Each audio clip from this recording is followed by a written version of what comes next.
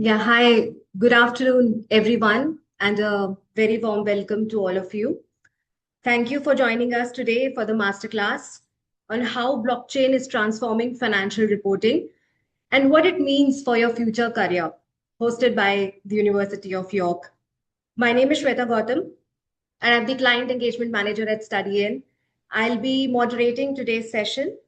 So at StudyIn, we work closely with leading global universities, including the University of York, to help students gain clarity about international education opportunities and make informed career and academic decisions.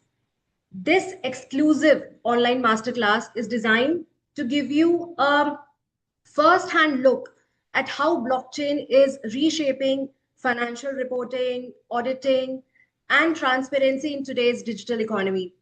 It is ideal for students considering careers in accounting, finance, business, or fintech. So it is now my pleasure to introduce our speaker for today, Dr. Malik Eldiri. He's a senior lecturer in the Accounting and Finance group at the University of York with expertise in financial reporting, accounting, and finance education. He combines academic and industry experience, having completed his PhD at Leeds University Business School and previously worked as an auditor at Ernst& Young.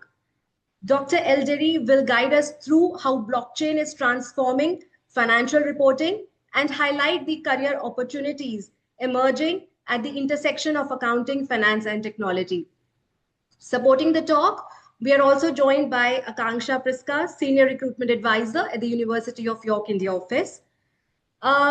So before we begin, a quick note for everyone. The chat box is disabled and we would request the students to put in the questions in the Q&A box available at the bottom of your screen. Please feel free to type in your questions during the session and we will address them one by one at the end of the presentation. So without further delay, I would like to hand the session over to Dr. Malik Elderi. Thank you, Shweta. And let me share my screen now, I guess. Thank you. Just stop sharing.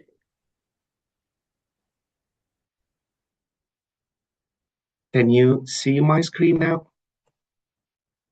Yes. Good. Yeah, great. So hello, everyone, and thank you for giving me the opportunity to be here today and talk to you about the impact of blockchain implementation on financial reporting. My name is Malik Elderi. I'm a senior lecturer at the Accounting, Finance, and Actuarial Science Group of the School for Business and Society at the University of York. I'm currently the program leader of the BSc Accounting, Business Finance, and Management program, which we shortly refer to as the ABFM program.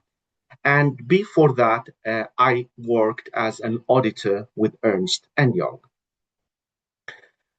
For today, as Shweta mentioned, I will be introducing you to blockchain technology, provide you with a definition of blockchain, the key functionalities of this technology, the benefits and challenges of implementing blockchain in practice, and finally, I'll be discussing with you some of the current and potential applications of blockchain technology. I have built this talk on some of my research papers that have been published before on blockchain adoption in the world of accounting and finance. And also this is to give you an idea about how we here at York incorporate our research output into our teaching to ensure that our students are up to date in terms of the most recent advancements in the subject matter. As Shweta mentioned, this is one of the very hot topics in the world of accounting and finance. And already it's part of our program. So, for example, I teach this topic to the final year students of the BSc ABFM program in the Advanced Financial Reporting module. Before we start, let us play this little game, let's say, try this little quiz. As you can see on the screen, there are a number of images that you might be familiar with. So if you please scan this QR code and try to answer this question by recognizing as many of the images as you can. Um, or alternatively, you can log into menti.com and enter the code 33056347, which will end you up in the same page, and also you can answer this question. Maybe you heard or seen these images in the news, discussed with friends, or even studied earlier in your university programs.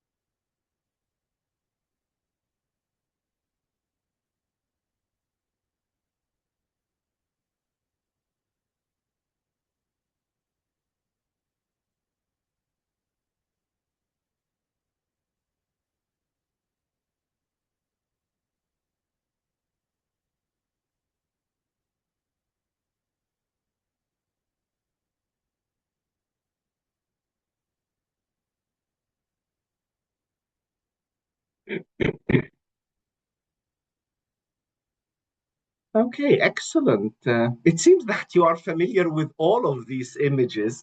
You know, the new generation, I think, is quite passionate about financial technology, which is really a great thing.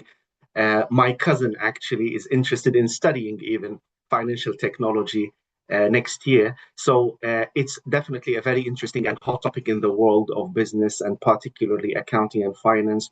So thank you all for your engagement, and please keep the page open because we will be playing more on this later on Menti.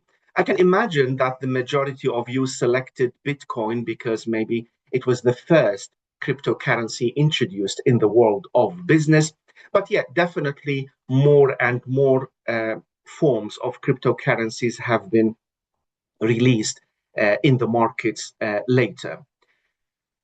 The common misconception in the world of business and accounting and finance is that lots of people perceive cryptocurrencies as an equivalent of blockchain, which is not correct.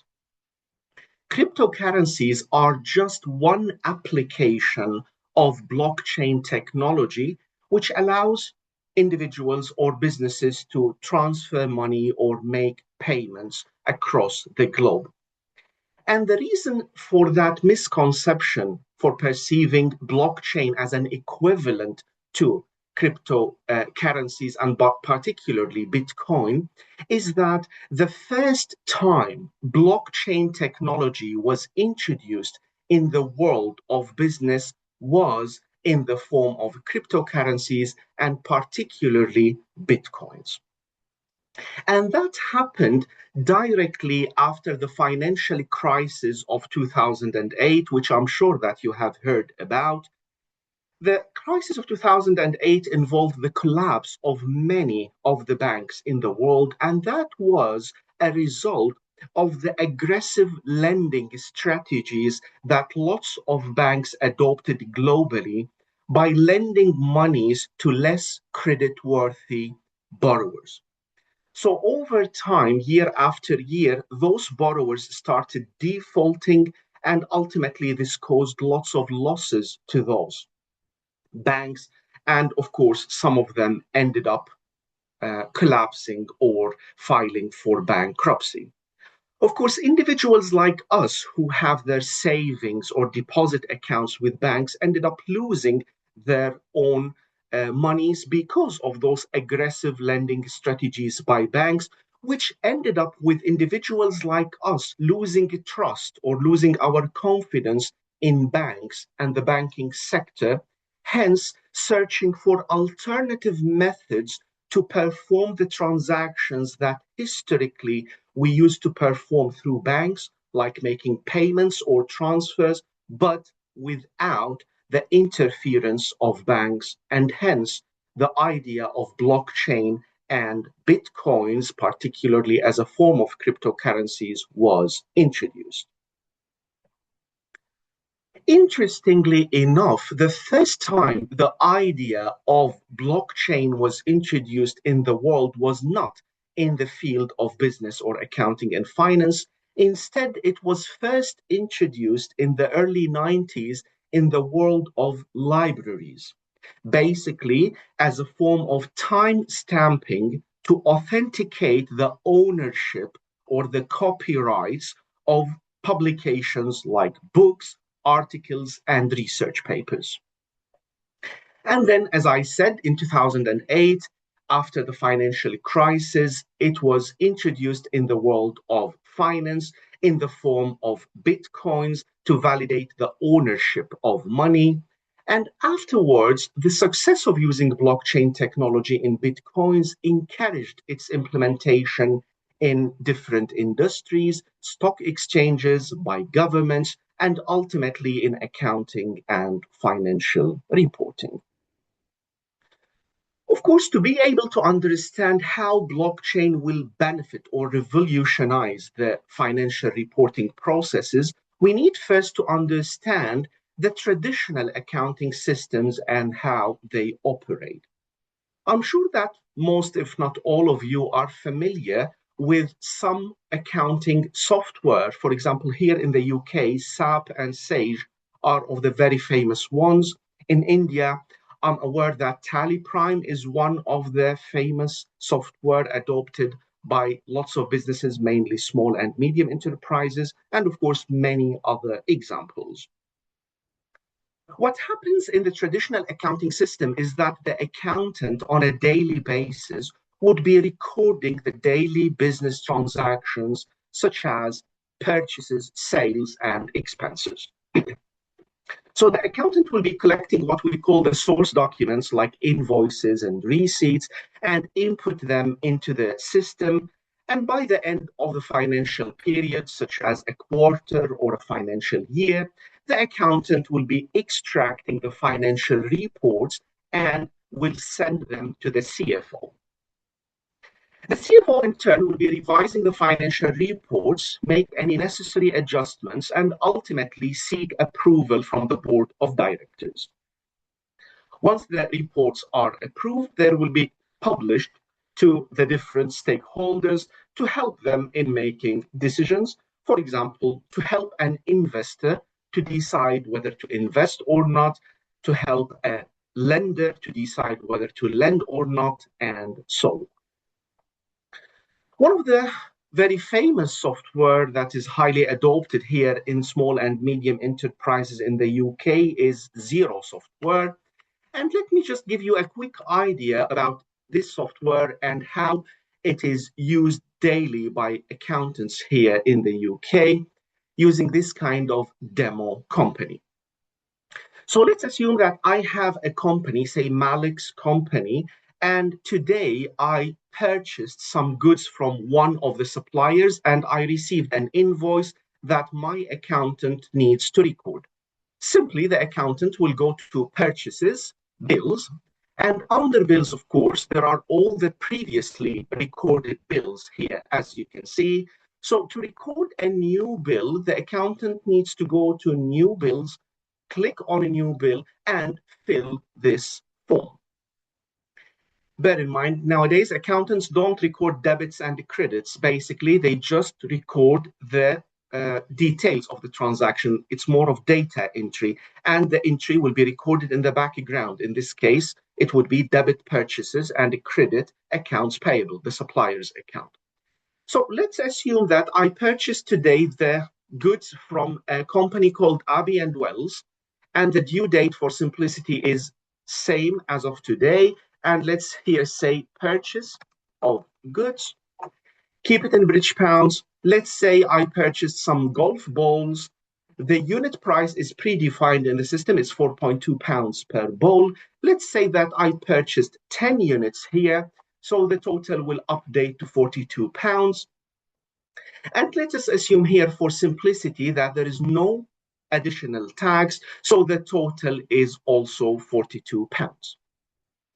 Ideally, the accountant will save the transaction and send it for approval by the chief accountant. But let's say here that the chief accountant already approved it. So I will click here, approve, and the software here will notify me that the bill has been approved.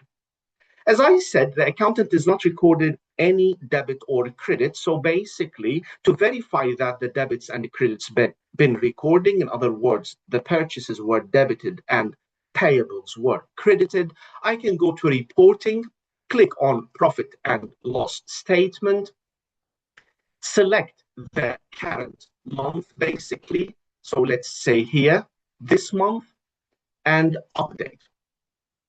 So under purchases, if I click on the total figure of purchases in the income statement, I would be able to track the 42 pounds purchases from Abbey and Wells that I have just recorded today.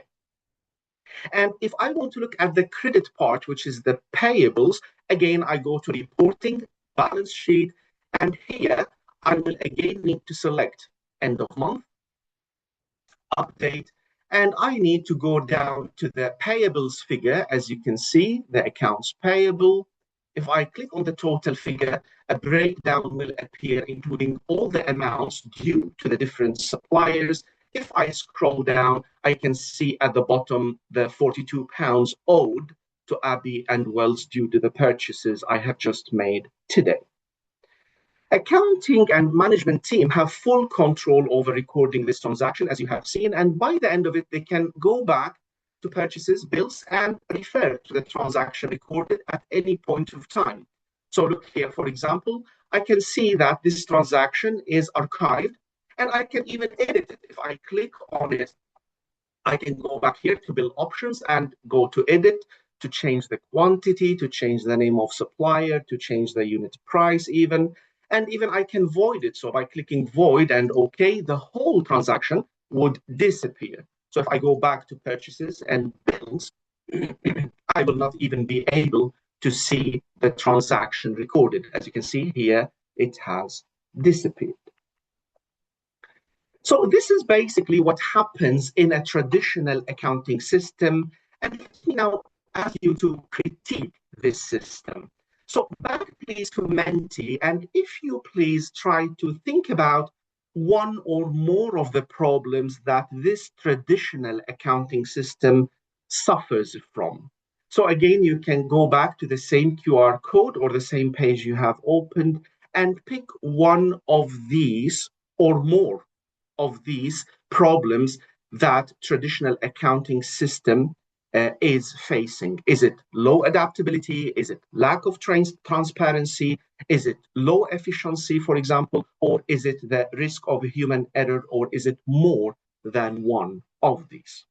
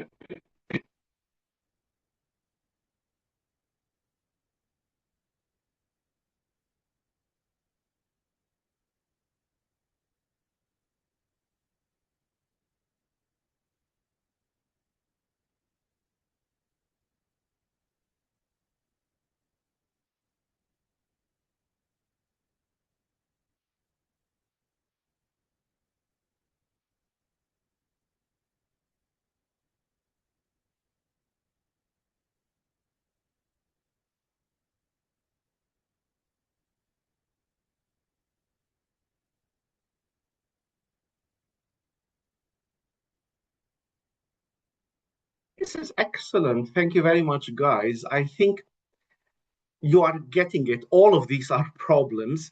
And I like the idea that the vast majority picked the low adaptability to modern business needs, because I think this is what we need in the modern business world. We need adaptability, we need timeliness. And having such kind of long accounting processes, like, for example, daily recording of transactions and then quarterly or annual reporting with approvals and auditing processes. It's a long process that might not really serve decision makers who might need to do decisions sometimes within minutes or even seconds. Risk of human error, definitely, because if the accountant does an error and then it's not detected when double checked by the chief accountant, again, it will go there forever unless later detected through auditing, which sometimes may happen, other times may not. Lack of transparency. Remember, guys, what we have seen, all are in the hands of the accountants and the management team. So they decide on what to input in the system, who's the supplier, what is the quantity, what is the unit price, and so on. So it's all internally done within the business. Low efficiency, of course, it is quite consuming in terms of recording such massive daily transactions and then sending them for approval and going through this kind of long process. As I said, that might cause some delay to decision making. So as you can see, lots of problems appear when we talk about the traditional accounting systems. And that's why new ideas have been introduced to avoid or address these kind of problems. Hence, the idea of implementing blockchain was introduced. And to understand how blockchain functions, let's again refer to the same invoice that I received today from Abbey and Wells and how it will be recorded in a blockchain setting.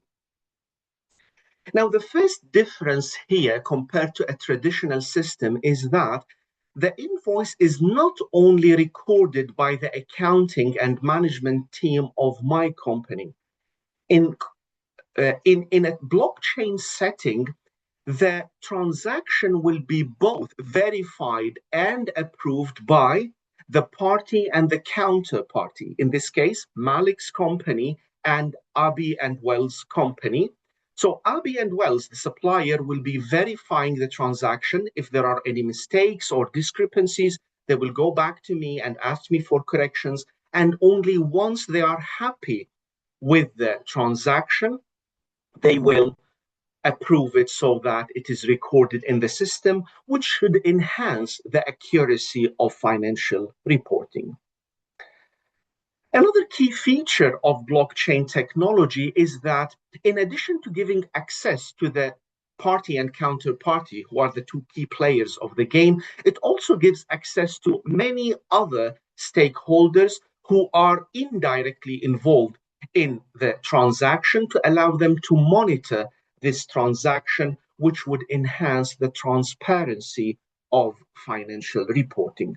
But of course, this varies from a blockchain setting to another, because in certain cases, we have what we call the public blockchain setting, which is basically a setting that allows all the relevant users to access the database, while on the other hand, we have a private blockchain setting that only allows the party and counterparty to access the system. But nevertheless, it is definitely a feature that should enhance the transparency of the system.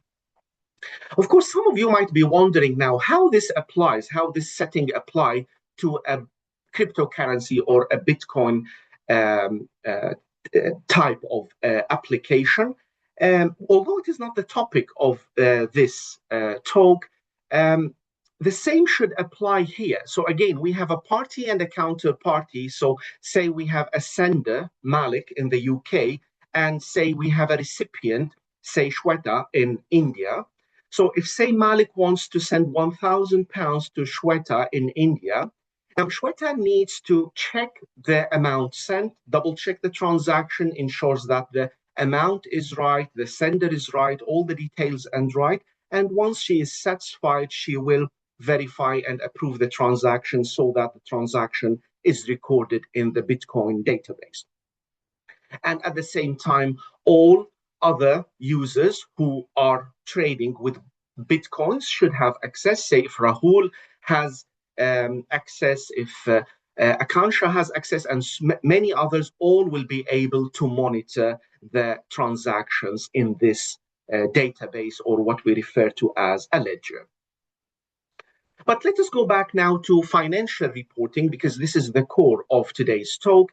Another feature of blockchain in the world of financial reporting is that when a transaction is recorded in a block, say, for example, the invoice that I received today from Abbey and Wells, of course, it's not one invoice, it's usually a chunk of invoices or transactions recorded in a block.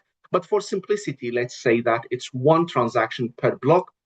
The subsequent transactions will be recorded in subsequent blocks, and each block will be linked to another through what we call a cryptographic proof, which will end up with a sequential, or what we call an archival database, in which it is difficult to reverse or invert the transactions recorded in previous blocks, because for any user to reverse previous transactions, they need to go back, invest lots of time in decoding all these cryptographic proofs, which is a complicated process, involves expensive coding.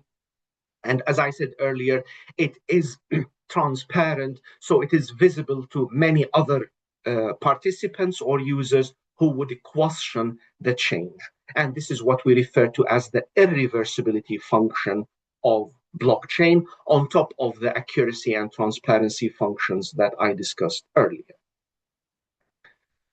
Looking at the structure of the block from inside, you can see here that each transaction, let's say, is entered into the system through what we call a hash code, and then each hash code is combined with other hashes in order to form bigger hashes, and ultimately this kind of pyramid shape will form what we call a Merkle tree that is condensed into this block. And once the block is complete, it will be linked to the previous block through what we call a time stamp to authenticate the digital creation of the block. And later, at any point of time, any of the users would be able to extract all the archive from this database, which we refer to as the distributed ledger. To give you a better idea about the irreversibility function, look at this image. Say, for example, today we are recording the accounting transactions in block number 91, say day number 91 of the financial year. And say if the accountant wants to go back and make a change to an invoice that was recorded in day 74, say in block 74. This does not only need the accountant to go directly to block 74 and make the changes they need, it needs them instead to go backwards 16 blocks, decoding all these blocks, which, as I said earlier, it's a very costly process. It needs decoding skills which are so sophisticated, and ultimately it is so noticeable because many other stakeholders or users have access to the database. So the change or the alteration of any historical data is quite difficult in a blockchain setting. And this is to give you an idea about the public ledger or the archive that a user can extract at any point of time. This is, for example, the ledger from Bitcoin transactions. As you can see, we have the time of the transaction, the sender, the receiver, the amount, and so on. And similarly, when we talk about an accounting ledger, it would be the date, the time of the transaction, the debit, the credit, the amount of transaction, and so on. Now that we have covered the key features of blockchain technology, I'm sure that lots of you can figure out what benefits financial reporting will have from adopting such a technology. And it has perceived mainly that The implementation of blockchain in the world of financial reporting would enhance the immunity of businesses against any manipulation and would act as a form of corporate governance, which includes all the policies and processes set up by the business to ensure that management is working for the best interest of the shareholders. So one of the key benefits basically is enhancing the auditability of the business transactions, not only by supporting the audit profession, because I'm sure all of you are aware that audit profession works based on evidence. So collecting evidence is quite problematic in the traditional accounting system because basically it needs lots of effort by the clients to provide and prepare the audit evidence to the auditors, while in a blockchain setting, the auditor can access the database at any point of time, so they can collect the evidence they want at any time they want as well. In addition, all the other users who have access to this database can act as auditors themselves by monitoring the transactions recorded, and hence this will enhance the auditability and ultimately the accuracy of financial reporting. Another key benefit here in financial reporting by implementing blockchain is preventing errors, whether unintentional or any form of discretion over financial reporting in what we refer to as earnings management or creative accounting, by exercising judgment within the accounting standards. For example, exercising some judgment in recognizing revenues or accounting for related party transactions, or for example, selecting the depreciation method or the inventory valuation method and so on. And of course, reaching to aggressive forms of accounting practices in the form of fraud. Why? Because of the accuracy, transparency, and irreversibility functions we have discussed earlier. Of course, this would create even more control over management in terms of exercising their compensation, so it would prevent the manipulation of financial reporting for management to achieve their own benefits, for example, maximizing their bonuses or exercising their share options when conditions are favorable after reporting, for example, some high profits of a certain financial year. Another key benefit of the implementation of blockchain is that it makes financial reporting easier and more efficient. As you all know, for any accounting transaction, there is a party and a counterparty. Like, for example, for a sales transaction, there is a customer, which is an accounts receivable on the other side. For a purchase transaction, there is a payable or a supplier on the other side, and so on. And usually there are discrepancies between the records of the party and the counterparty due to timing differences in recording the transactions, or sometimes errors in recording transactions, and so on. By having a blockchain, remember, both party and counterparty need to verify and approve transactions. So only transactions that are approved by the counterparty are recorded, which should ensure the accuracy of all transactions and eliminate the need of any reconciliation processes or reports that are really time consuming in the process of financial reporting.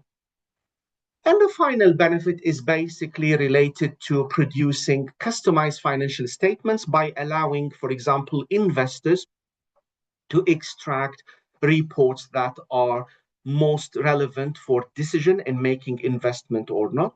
Say, for example, extracting more information about profitability, for lenders extracting information about the financial leverage and gearing of the business that would help them in making their decision to lend or not, and so on. So as you can see, there are so many benefits that financial reporting would make from the implementation of blockchain, but nothing comes for free. So definitely there are some costs, shortcomings, or problems with the implementation of blockchain.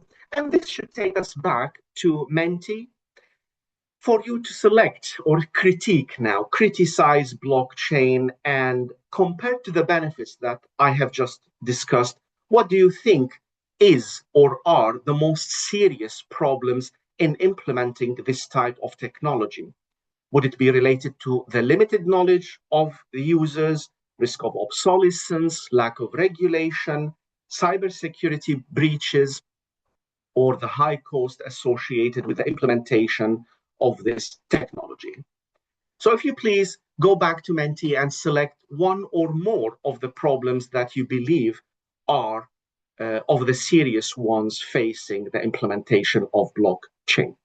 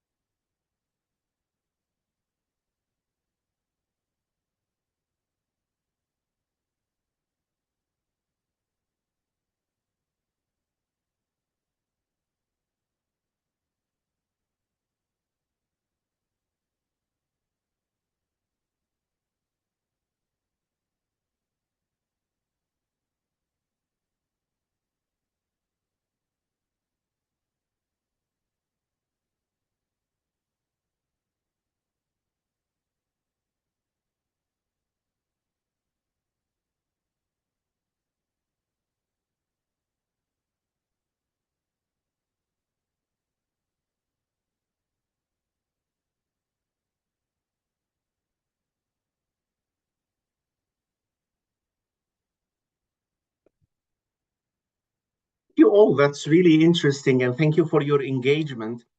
It's really interesting to see that the majority picked the high cost because it's really costly. It's millions and millions of pounds or dollars.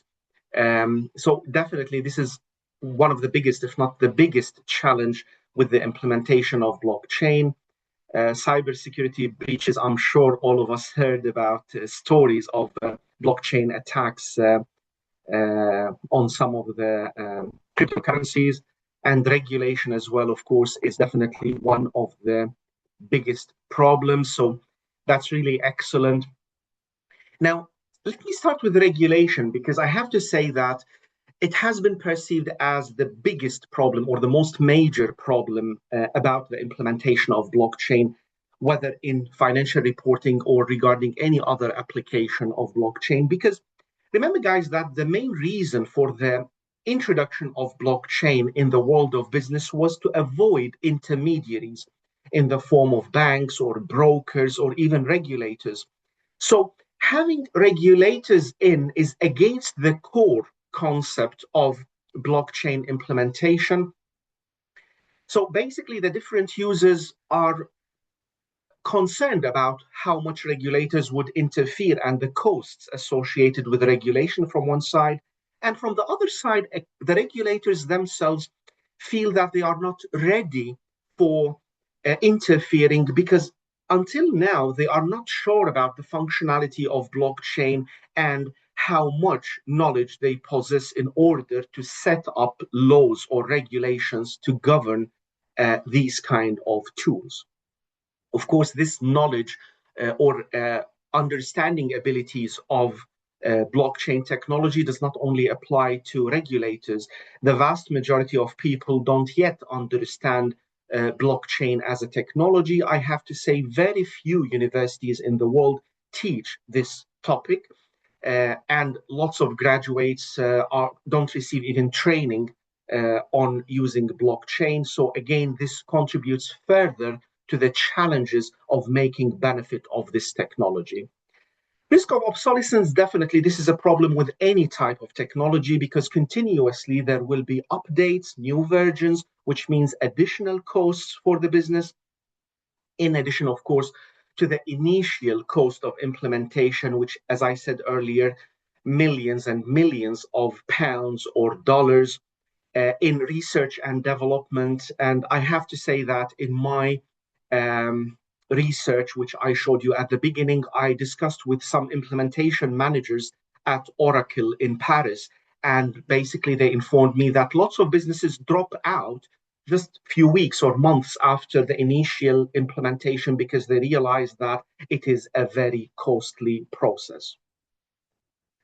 Transparency is still an issue, actually, although one of the key features of blockchain is transparency. But remember that in certain settings, we have private blockchain. And I have to say, up to this point of time, the most, if not all, applications of blockchain in the world of financial reporting are private, which means giving access to only the key users, the party and counterparty, which allows these parties ultimately to collude if they agree, for example, on changing the quantity or price and so on. So ultimately, this will reduce the transparency. And as we said earlier, the cybersecurity breaches that are likely to happen from time to time. Nevertheless, blockchain has already been applied and still considered for further applications in the future. Currently, in addition, of course, to the application in cryptocurrencies for international payments, in the world of financial reporting, blockchain is mainly implemented in the supply chain to ensure that the records of the supplier are connected to the records of the customer, hence ensuring timely supply of materials from the supplier down through the chain. So it is still a private setting of blockchain up to this moment, but there is currently lots of investments in implementing blockchain further. For example, the big four audit firms are currently investing a lot, I have to say, like PwC and Ernst & Young are investing really a lot in blockchain and making benefit of this technology in their auditing processes. Some stock exchanges like London Stock Exchange and New York Stock Exchange are also investing in implementing blockchain, particularly to authenticate the ownership of stocks. In the public sector, for example, here in the UK government is investing in implementing blockchain to authenticate the ownership of properties so that it is transparent and anybody can access the ownership of any property at any point of time. And also some companies, the big companies actually, are considering the investment of blockchain in proxy voting in the annual shareholder general assembly. And later in the future, some of the potential implementations of blockchain would be in sustainability reporting to ensure more transparency about firms reporting their carbon emissions, modern slavery issues, or governance issues. And of course, the ultimate application would be by tax authorities to ensure transparency of reporting and ultimately prevent any form of tax evasion. So to conclude, blockchain is basically a decentralized open database, which does not only give access to the different users to this database, but also allow them to run and control the transactions. From a theoretical and practical point of view, there has been a debate on both the bright side and dark side of blockchain, and there are arguments actually that support both the bright side and dark side of blockchain. Nevertheless, there is still some current and lots of potential applications to benefit from blockchain, and lots of the biggest businesses, regulators, and stock exchanges have historically, since the introduction of blockchain in 2008, been focusing on the range of application of this technology by the biggest businesses and the benefits it has achieved and how it is likely to enhance stronger relations between businesses and individuals and contribute to a more efficient and sustainable economy in the future. And that's all for me. Thank you all for attending and listening. Thank you very much, Dr. J. I think we can take up the questions now. I'll stop sharing if you don't mind. Yes, please. We've got Yeah, one question here. Are there opportunities for students to get hands-on experience with blockchain accounting systems during their studies or internships? that's really a nice question. Thank you for this question. And yes, I have to say that here at York, we regularly have students who do internships during spring or summer breaks. And also, we have lots of students, like approximately 25% of our students go for placement years in industry during their studies. And during these experiences, they work for some of the biggest companies in the world, and some of them had exposure to blockchain. As I said, it's still limited. So, for example, some of them have managed to use it in supply chain accounting. For example, in auditing, it is still limited. Also, use for those who did some internships with audit firms. So, it's, as I said earlier, it's still at the initial stages of implementation by the businesses. But yeah, those who are joining, particularly internships and placements with the biggest companies in the world, basically like Big Four or the ones listed on London Stock Exchange, yeah, have some exposure to this type of technology. And of course, those who work for consulting firms like Oracle or IBM as well, they definitely get some experience with blockchain. Yeah, absolutely. This answers the question perfectly. Another question in the chat box is for someone interested in pursuing a career in fintech, what skills would you recommend developing to stay relevant as blockchain adoption grows? Well, I would say the key thing, if you are interested in pursuing a career in fintech, and again, thank you for the question, very relevant, um, is to study a degree that is relevant. So plan in advance. So nowadays, for example, we have some programs in financial technology. Unfortunately, it is not in lots of universities. It's very few universities which are offering this. I'm now currently considering the introduction of this, for example, here at York.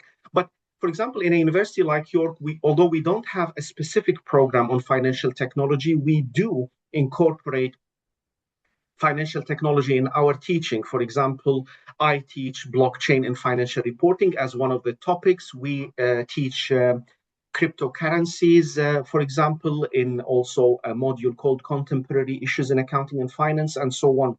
So I would say try to select a degree where financial technology is incorporated as one of the pillars of the degree, whether you are doing an undergraduate or going even for a master's program. Now, other than that, of course, it's a self-learning process. So you need to uh, read, you need to explore, you need to keep an eye on the news, I have to say, because every day in the world of financial technology, we have something new. So stay up to date, attend some courses, for example, attend talks like today. For example, you did a great job by coming here today. So you need to be proactive and work on these skills. Enhance also if you are studying business or accounting and finance. I think most accounting and finance degrees have a gap in terms of IT. So try to uh, fill this gap or bridge this gap by taking some elective modules or optional modules on programming or IT. I would say that would also help you bridge the gap and prepare for a career in financial technology. Yes, absolutely. I think it's more of a self-learning process, Dr. Derry, Yeah, as at the rightly. time being at least. Yeah. So one of the student has asked, how is blockchain being integrated with other emerging technologies like AI or machine learning in accounting or finance sector? Any insights on that? Yeah, definitely. Again, really important question. Thank you for this question. And actually, this is the challenge, by the way, for businesses, because as we said, we already have the traditional accounting software. So say the supplier has a software and the say the business itself has a software. And now we need an intermediary, which is this blockchain setting So basically now what businesses, what consulting firms like Oracle, for example, from my interviews with Oracle are doing, they are a kind of creating, uh, let's perceive it as a new software, which is a blockchain that is customizable so that it can fit within the two systems as an intermediary, so that it prevents the cost of the two businesses dropping off completely their existing software and adopt a completely new software. So it's a big, I would say, work for companies like Oracle, IBM, and even the Big Four, actually. And currently, there is lots of consulting projects going on to support this kind of integration within the existing technologies or accounting software already adopted in accounting and finance sector. Yeah, right. Yeah, thank you very much for answering this question. I think the next question, Akanksha might be able to answer. What is the average salary of graduate employee after UG from York? Thank you for the question, Shraddha. Actually, we don't really, share that information, to be honest, because it changes so often. But I can give you the overall stats that we are top 20 for our graduate employability, which is how much students can earn post-graduation from the University of York. So I think that should give the student a picture, but we don't really quote an average salary because also because of GDPR, we don't always get to know the exact figure because it's not a liability for the student to share their exact salary packages with us. So unfortunately, not a clear-cut answer to that, but hopefully that helps. Yeah, definitely that helps. Thank you for answering And this if question. I may add, thank you very much, Akansha. And basically, please, guys, don't think about the start salary, because definitely when you start, you will not be earning a lot. You are junior, you are investing in yourself. So it's more like a training opportunity. So think about the long term, actually, and where you will become. Like our degrees actually give you a chance to earn millions in the future if you become a CFO or CEO. If you invest in yourself properly, you will definitely gain lots of money. So don't think about the short term, think about the long term, plan for the long term, and I'm sure it will be very rewarding. Yeah, thank you so much. Next question for you, Dr. Deri. What's your view on investment banking with artificial intelligence? Investment banking with artificial intelligence. Yeah, thank you for the question. Again, it's very interesting. And yeah, definitely now it is one of the key investments by banks, particularly investing or investment banks. I would say now artificial intelligence is revolutionizing the whole world, not only banks, because investment banks are perceived to be the most benefiting from AI. I have to say we all are benefiting from AI. Even now in academia, we are implementing AI. Like now, for example, in our undergraduate programs, we have an AI pathway. So it is a must for every student to practice and learn AI and how to use AI tools throughout their studies with us. Just last week, I hosted the guests from IBM actually here at York, some experts with AI who delivered the workshops to our students. And that was really amazing, actually. Even I learned new things about the next generation, what they call agentive AI in the future. Everywhere, I have to say, AI is relevant, and AI is a skill now that we all need to master and play smart. Banks and banking industry definitely are more in a need to invest in this, in any type of new technology to enhance investments and also explore new products, because here we talk about products that would attract more revenue. Now, what I'm really concerned about is how aggressive some banks and institutions are going with investing in AI or in financial technology in general. And I would say that my view is that it should be done with caution. Like us, for example, at uni, we don't leave students to do AI on their own. We provide lots of guidance each year over the 3 years of our undergraduate program. We even host experts to provide further training. Students even are required as part of the assessment to practice using AI. So I think this needs also to be applied to businesses. Like it should be a bit more conservative implementation of AI and financial technology in general, rather than just a one-shot adoption. Yes, absolutely, Dr. Ria. Now AI has become an integral part of our lives, I would say. Yeah. So next question, I think it's more relevant for Akanksha. As a biotech student, can I go for finance after my BSc? Thank you for the question, Shweta. I think yes, you can. Most of our finance courses at the master's level will ask for a little bit of mathematics or statistics, and we're happy for students to come from a science background. So it'll just depend on the kind of course that the student wants to apply, but yeah, most of them would be something that the student would be eligible for. The only thing to keep in mind is that yes, we do ask for statistics or mathematics or any number-based modules, and they need to meet our minimum entry requirement, which is around 55 to 60% from India. Okay. Thank you, Akanksha. Um, One question for you, Dr. Diri. I think you have already answered this in one of the previous questions. Did students get to work on live projects with industrial partners within their curriculum? I think you have already answered this, Dr. Diri. Yeah, definitely. Look, guys, here at York, we work so much on our industry partnerships. Like there are some modules that are co-delivered with industry partners. For example, now I'm running what we call the Contemporary Issues in Accounting and Finance module. And for every topic, we host a guest speaker. For example, last week we had a guest from Deloitte, previously from PwC, from investment banks, and so on, to ensure that students have this experience, and also they contribute to setting up the assessment of the module in addition to wide range of internships, placements, and so on. So yeah, definitely among all these kind of opportunities, you will find something that would be of interest of you, whether in the world of financial technology, blockchain, in auditing, in banking, AI, and so on. So yeah, this diverse range of partnerships. We also have our careers team, placements team. So we have dedicated teams actually to help you and guide you with these kind of targets if you are targeting a specific type of industry or sector or even a skill. Okay. I'll just quickly take up two more questions. What happens to the entire chain if one transaction inside a block is modified? How do we use it in operations? Thank you for this question, Aryan. That's really a good one. And I have to say, it's like collapsing. You know, it's like you are building a pyramid and suddenly you withdraw one of the stones from the bottom. So the whole pyramid will be in a shock and will collapse.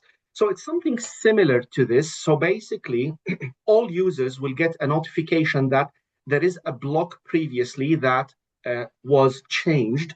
And hence, of course, everybody will be questioning this.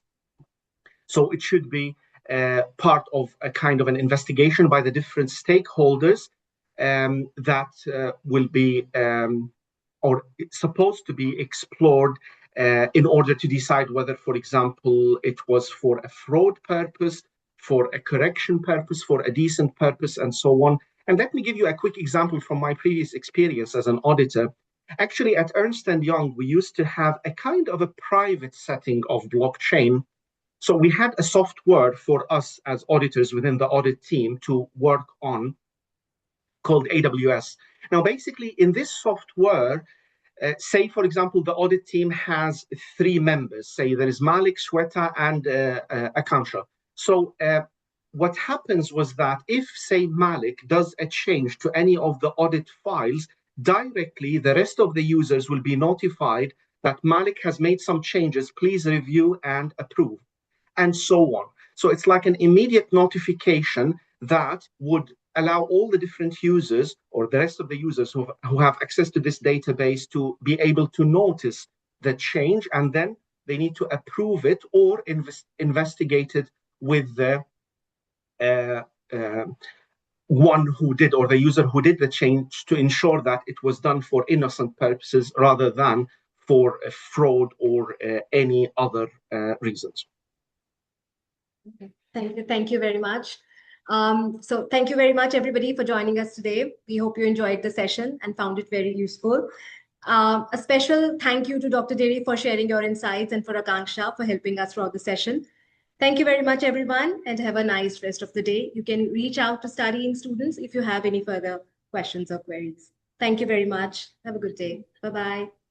Thank you. Thank you, Shweta. Thank you all.